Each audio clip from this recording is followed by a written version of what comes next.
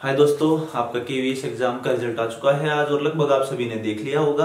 तो जिन स्टूडेंट्स का इंटरव्यू के लिए सिलेक्शन हुआ है उनको बधाई और वो अपने इंटरव्यू की प्रिपरेशन में जुट जाएं क्योंकि लगभग 1 मंथ का समय है और गोल्डन चांस है। और वो स्टूडेंट जिनका कहें तो इंटरव्यू के लिए सिलेक्शन नहीं हुआ या जिनका एग्जाम क्लियर नहीं हुआ, वो बिना निराशा के और बिना दुखी हुए इसको एक कंपटीशन का अभिनंग मानकर और अपनी स्टडीज को कंटिन्यू रखिए। देखिए, कंपटीशन एक लंबा प्रोसेस है। जो इसमें डटा रहता है वही सिलेक्ट होता है, कहीं तो वही सिलेक्शन पाता है। तो आप फेलियर्स को अपना इस कंपटीशन के प्रोसेस का अंग मानकर और इससे अपनी कहीं तो स्टडीज को और बढ़ाएं या कहीं से उसकी स्पीड और बढ़ाएं।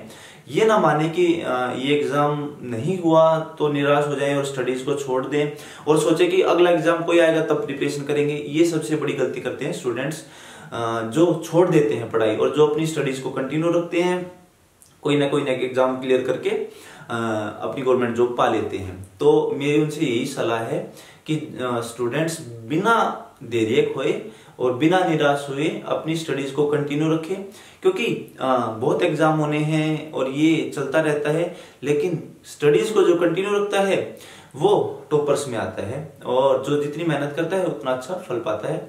तो अपनी स्टडीज को कंटिन्यू रखें बिना निराश हुए और बिना कहीं तो हतोत्साहित हुए अपनी स्टडीज को कंटिन्यू रखें।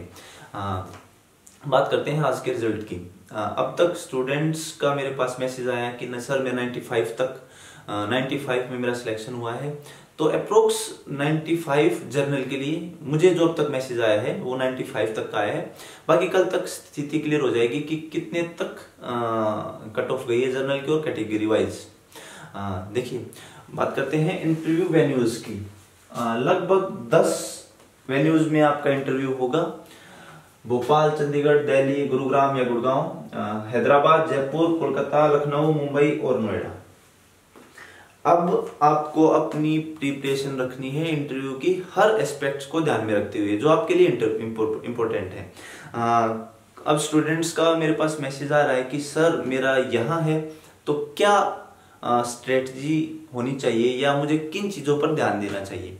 देखिए, फर्स्ट ऑफ ऑल आपकी जो लैंग्वेज है वहाँ बाइलिंगुअल होनी चाहिए और जो स्टूडेंट्स बाइलिंगुअल वर्ड्स यूज करेंगे अपनी लैंग्वेज में उनको स्पेशली किसी एक लैंग्वेज के लिए कहीं तो प्रेशराइज नहीं किया जाएगा कि आप इसमें बोलिए, और ना ही आप इंटरव्यू पैनल के सामने ये डिमांड रखिए कि सर नहीं मुझसे हिंदी में पूछिए या सर मैं हिंदी में कंफर्टेबल हूँ। ऐसा नहीं करना है आपने। आप अपनी लैंग्वेज को बाइलिंगुअल बनाइए। आपके सामने क्वेश्चन उठेगा ही नहीं कि आप इस लैंग्वेज में अपना आंसर दीजिए। देखिए, इंग्लिश तो मस्ट है केवीएस के लिए, क्योंकि कई सारे ऐसे स्टेट्स हैं जहां आपकी पोस्टिंग हो सकती है जहां हिंदी लोकल लैंग्वेज ना हो या स्टूडेंट्स हिंदी ना समझते हो, तो आपके पास कोई चारा नहीं बचता है, इंग्लिश को यूज करना ही आपको पड़ेगा। इसलिए वो देखते हैं कि स्टूडेंट इंग्लिश में कम्युनिकेट कर पाता है नहीं कर पाता है। तो ये तो आपको मान के चलना है कि आपको वहां लैंग्वेज बाइलिंगुअल यूज करनी है ताकि आपको दिक्कत ना आए, आपके इंटरव्यू में मार्क्स ना कटे।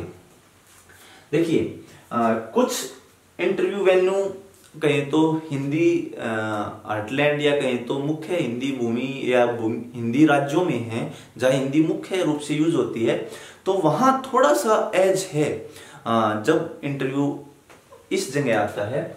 देखिए, आप एक ध्यान तो ये रखेंगे कि जो स्टूडेंट्स मुंबई के लिए जा रहे हैं और जो स्टूडेंट्स कोलकाता और जो स्टूडेंट्स हैदराबाद के लिए इंटरव्यू देने जा रहे हैं वो तो बिल्कुल थोड़ा प्रिकॉशन लेके चलेंगे कि उनको बाइलिंगुअल वर्ड यूज करने हैं।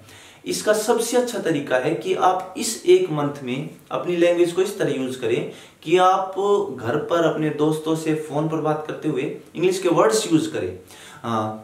जैसे कुछ भी प्लीज वगैरह कोई भी वर्ड आप ऐसा यूज, उनकी फ्रीक्वेंसी बढ़ाएं ताकि आपके जो लैंग्वेज उसमें वर्ड यूज होने लग जाएं और आप नेचुरली उनको बोल पाए। और छोटे छोटे इंग्लिश के कहीं तो सेंटेंस अपनी लैंग्वेज में यूज करें ताकि आप जब भी वहां बात करें या अपना आंसर दें तो आप नेचुरली बिना घबराए या कहीं तो अनकंफर्टेबल हुए अपनी वर्ड्स या अपनी लैंग्वेज या अपने आंसर को दे पाए, ताकि इंटरव्यू पैनलिस्ट को लगे कि हाँ स्टूडेंट्स लैंग्वेज के स्टैंडर्ड पर तो कोई दिक्कत नहीं है। हम बात करते हैं इन 3 वेन्यूज की।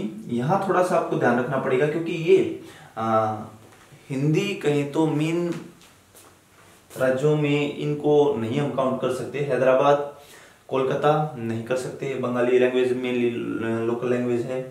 मुंबई भी आप नहीं मान सकते क्योंकि पिछली बार मेरे कई स्टूडेंट्स का मुंबई इंटरव्यू था और जिन स्टूडेंट्स ने कहीं तो इंग्लिश लैंग्वेज को थोड़ी प्रेफरेंस दिया, कहीं तो अपने आंसर्स में यूज किया, उनके इंटरव्यू में मार्क्स अच्छे रहे हैं इन कंपैरिजन जिन्होंने प्योरली अपना इंटरव्यू हिंदी में दिया या ज्यादा स्ट्रेस हिंदी पर दिया उनके लिए। तो ये 3 सेंटर्स मैं कह सकता हूं मेरे अकॉर्डिंग। देखिए इंटरव्यू का स्तर सब जगह एक सा होगा, ये आप मान के चलिए, और मार्क्स में भी डिफरेंस इंडिविजुअल है, ना कि सेंटर के अकॉर्डिंग कोई मार्क्स का कोई अंतर होगा, ये मान के चलिए आप पक्का। ये तो दूसरी बात है, आपको अपनी सेफ्टी या अपने मार्क्स या अपने इंटरव्यू को अच्छा करने के लिए अपना फोकस पूरा रखना है। हाँ, जहां आपका इंटरव्यू उसके बारे में थोड़ा सा आपको जीके का भी नॉलेज होना चाहिए कि हाँ कोई पर्टिकुलर लाइक चंडीगढ़ तो किसने डिजाइन किया, थोड़ा बहुत अगर पूछ सकते हैं। ये बात मैं उनके लिए जरूर कह रहा हूं जो स्टूडेंट्स टीजीटी पीजीटी के लिए जा रहे हैं, वो अपने सब्जेक्ट कंसर्न को जबरदस्त पकड़ करके जाएं क्योंकि वहां से उनके ऊपर क्वेश्चन आने हैं और ज्यादा फोकस उनका सब्जेक्ट रिलेटेड रहेगा। जो भी अपना टीजीटी पीजीटी के लिए जा रहे हैं उनका सब्जेक्ट स्पेशलिस्ट होना तो वो एक्सपेक्ट करते हैं कि आप अपने सब्जेक्ट में तो कम से कम माहिर होंगे, तो उनसे तो क्वेश्चन पूछे जाएंगे। हाँ, बात करते हैं पीआरटी के लिए। पीआरटी में आपकी कहीं तो टीचिंग स्किल देखी जाएगी। टीचिंग स्किल यहाँ भी इंपॉर्टेंट है, लेकिन यहाँ आपका जो मेथड है वो लेक्चर मेथड नहीं होना चाहिए, वो ही एक्सपेक्ट करते हैं। इसलिए यहाँ आपसे टीचिंग करवा के मेनली देखा जाता है और आपसे पूछा भी जाता है कि आप इस पर्टिकुलर टॉपिक को कैसे इंटरेस्टिंग में पढ़ा सकते हैं। तो ये स्टूडेंट्स जो पीआरटी के लिए जा रहे हैं वो कहीं तो टीचिंग स्टाइल, टीचिंग आपकी जो किस तरह इंप्रेसिव हो सकती है, वो कैसे आप पढ़ा सकते हैं, उस पर मेनली फोकस रखेंगे। देखिए बायोडाटा सबके लिए इंपॉर्टेंट है, चाहे टीजीटी हो चाहे पीआरटी हो। बायोडाटा आपको देखिए ये तो आपके हाथ में है कि इससे अगर क्वेश्चन पूछे तो मैं जबरदस्त उसका आंसर दूंगा या दूंगी, लेकिन कुछ जो अनएक्सपेक्टेड है उनमें ना तो आप कुछ कर सकते हैं क्योंकि वो जो पैनलिस्ट है उनके मन में कहीं से भी क्वेश्चन उठ सकता है, लेकिन जो पॉइंट्स है उन पे आपको फोकस रखना है, वो आपका बायोडाटा है। और पीआरटी के लिए आपका टीचिंग स्टाइल, आपकी कहें तो पोएम्स वगैरह, मेनली आपका जो मैथ्स के टॉपिक हैं जमा घटा, सब्ट्रैक्शन, मल्टीप्लाई, इन पे फोकस रखना कि आप इसको कैसे पढ़ा सकते हैं। आप खुद घर पे प्रैक्टिस कर सकते हैं कि मैं इसको इस तरह इंटरेस्टिंग वे में पढ़ा सकती हूँ या पढ़ा सकता हूँ। मेनली प्राइमरी के लिए तो जो मैथ्स के टॉपिक है आप 3rd, 4th, 5th की बुक ले सकते हैं केवीएस की। उसमें जो भी मेनली इंग्लिश, मैथ्स और ईवीएस के लिए उसमें जो भी टॉपिक है आप एक बार अपनी नजरों से निकालिए, देखिए कि क्या क्या टॉपिक है, क्या क्या नहीं है, और उनको इंटरेस्टिंग वे में पढ़ाने का क्या तरीका है, या कोई टिपिकल कोई पोएम है तो उसकी लैंग्वेज आप जरूर देखिए क्योंकि स्टूडेंट्स को दी गई हैं बुक्स कि आप ये टॉपिक या ये पोएम कैसे पढ़ाएंगे। और टीजीटी पीजीटी के लिए मेनली आपको अपना सब्जेक्ट फोकस रखना है, अपनी करंट अफेयर है उसका थोड़ा सा आपको देखते रहना है, न्यूज़पेपर देखते रहना है 1 मंथ के लिए तो खासकर, और जो कोई बड़ी घटना है अभी हाल फिलहाल में 6 मंथ के अंदर वो आपको देखनी है, चाहे पीआरटी के लिए हो या टीजीटी पीजीटी के लिए हो। अब बात करते हैं स्टूडेंट लगभग